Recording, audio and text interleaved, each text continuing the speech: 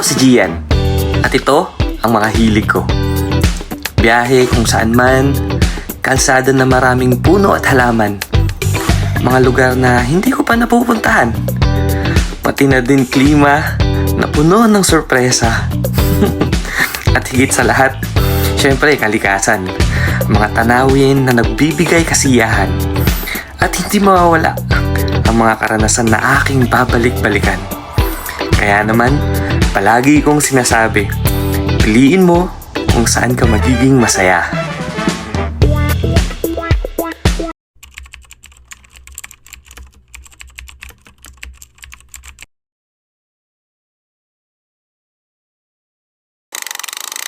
Beneath the open sky, where the wildflowers bloom, in the heart of the forest, there's no sense of gloom.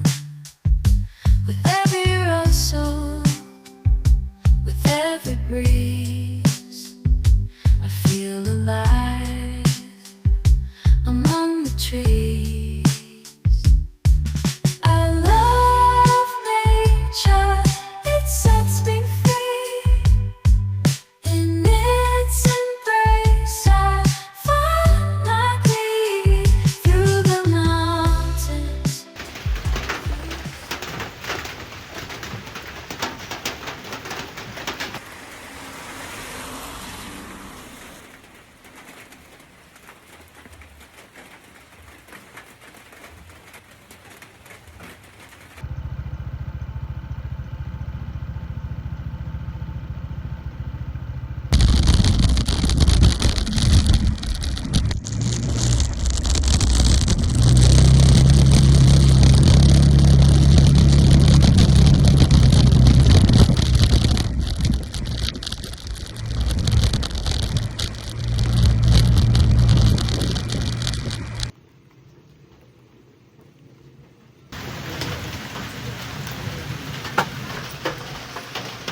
Yung mga ano naman.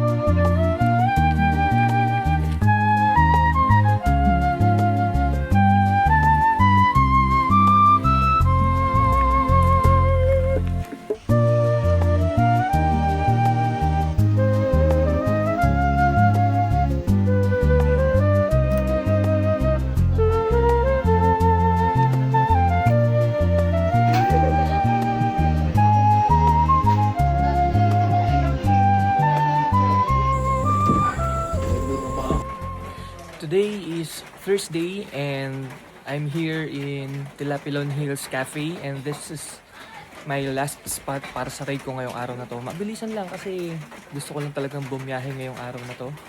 Dahil bukas may pasok ako umaga. Yung short ride lang kasi taga dito lang din naman ako sa Bulacan.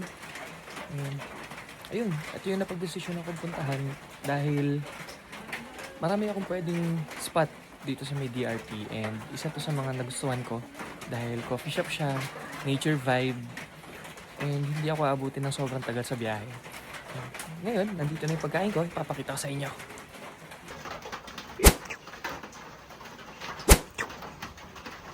So nice.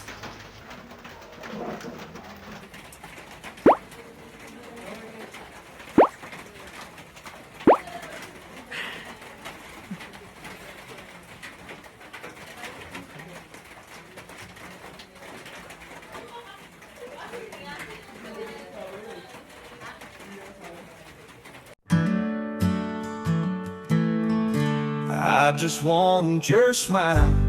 It lights up my day. And every little moment, it washes pain away. When the world gets tough, I don't need a thing. Just a glimpse of your smile, and I feel like I can sing. Your smile is my shelter, my guiding light. With it I can face the darkest night. I don't need riches, I don't need fame. Just your smile over and over again. I just want your smile. Tapos na tayo magmuni-muni. Enjoy naman natin yung pagkain, yung drink, yung vibe ng area, tahimik lang, payapa. Ganun yung mga gusto natin eh. And pakiramdam ko, recharge na ako ulit. Pwede na ulit bumalik sa reality ng buhay bukas. So, let's go. Uwian time.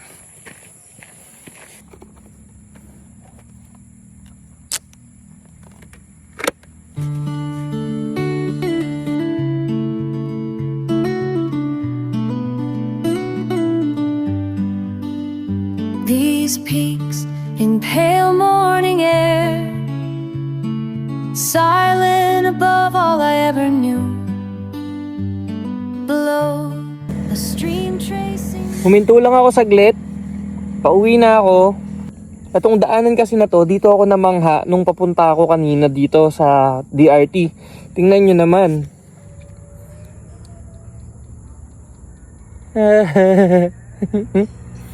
Ganda. Kalsadang puno ng mga puno at halaman.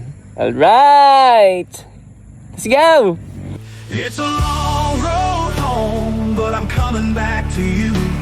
Through the fields and the valleys, under skies so blue.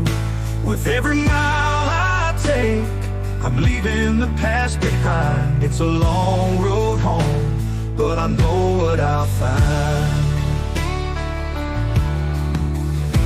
I remember all the nights. Malapit na ako makauwi. Ngayon, nakakita lang ako ng spot na pwede akong maupo, relax. Nakasalampak lang ako ngayon dito sa kalsada. Kasi ako si Alon. Kaya ko huminto kasi gusto ko lang i-share sa inyo kung bakit ganun yung video ko kanina. Hindi ako masyado nagsasalita. Talagang as in puro videos lang ng sceneries. Kasi gusto kong i-savor yung moment ko kanina. Hindi ko pressure yung sarili ko na okay lang, meron akong sasabihin na ganito. Okay lang, maging maganda yung output ng video ko. Kasi ipopost ko to online. Kanina, hindi ganun yung naging target or goal ko eh. Umalis ako ng bahay para makapagpahinga, makapag-relax, makapag-recharge kasi sobrang nakaka-drain ng mga nakakaraang araw sa work dahil ang dami na talagang tao. But it's okay, hindi ako nagrereklamo ha. Ang sinasabi ko lang is ako, ang kinakapaguran ko is yung kinabubuhay ko and grateful ako para dun. Grateful ako. Ayun yung masasabi ko. At saka yung ginagawa kong work na yun, ayun yung passion ko eh. Pahinga ako, gusto ko yung magiging documentation ng araw ko kanina is raw lang. Ano lang yung nakikita ko, ipapakita ko sa inyo kung ano yung na-appreciate kong view, i-share ko sa inyo.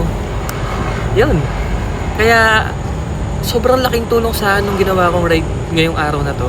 And ang key takeaways natin for that is, okay lang na mag-grind, okay lang na magtrabaho, okay lang na magpakapagod, mag-thrive para umangat sa buhay. Pero lagi mo rin tatandaan na okay din magpahinga. You know what? Sometimes, resting is the most productive thing that you could do for yourself. Bakit?